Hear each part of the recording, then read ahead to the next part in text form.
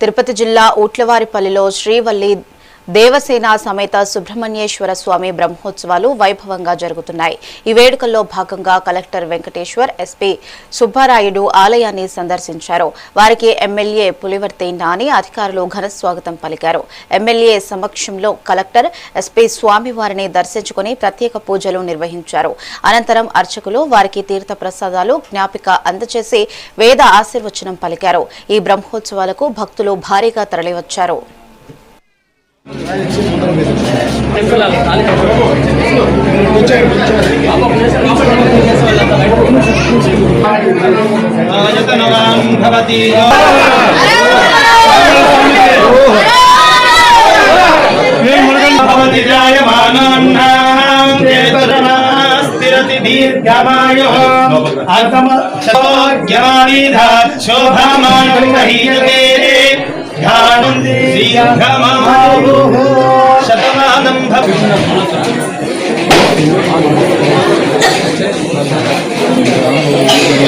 రోజు దాన్ని గ్యాప్ పెట్టుకున్నాడు, కింద అవన్నీ పెట్టుకుంటుంది.